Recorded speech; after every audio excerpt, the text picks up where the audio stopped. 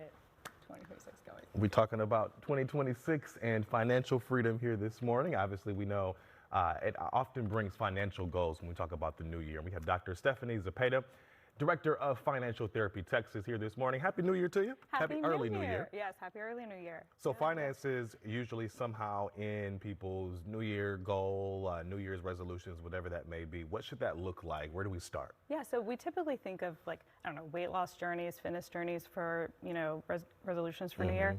But Wells Fargo just did a study. They found that 97% of New Year's resolutions actually have a financial component this year. And they found 4 main points. So the first point was 70% of people wanted to save more, 49% wanted to spend less, 39% wanted to improve their credit score, and 35% wanted to start some sort of side hustle to bring in more income. Yeah. And so there are these 4 points. And what was really interesting was that 70% wanted to save more, but only 49% wanted to spend less. So you think, okay, well, where are they going to make up that money, right? I think that's where that side hustle comes in. So how do you, if you have all these goals, things you want to do, the hardest part is getting started. How do you do that? 100%. So I think that with the main piece that you need to do is you really need to have a snapshot of where's my spending right now? A lot of people, most people, if they do any sort of, app or tracking, they're looking at what was my monthly spend, and they're looking backwards. What I really suggest for all my clients is you need to have a perspective looking ahead snapshot. You need to be looking at an annual basis because every month's a little different, right? Thanksgiving, your grocery bill is going to be higher. December, you're going to be spending more on presents. And so what you need to do is you need to look at going forward monthly, January, February, March, April, May, all the way through January to December. What's my spending look like? So I recommend doing an annual spreadsheet to see if I need to cut back, where can I?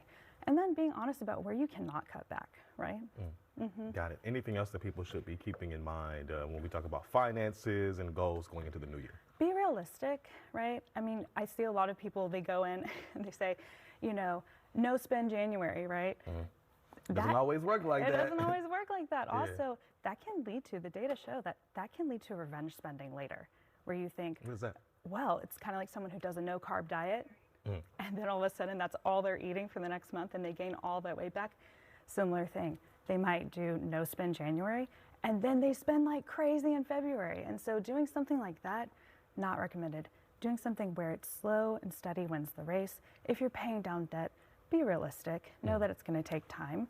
And, don't put all that pressure on yourself and your partner. Got it. So it sounds like it's smart to just start thinking ahead, maybe some of your long-term goals and try to get there in a micro way.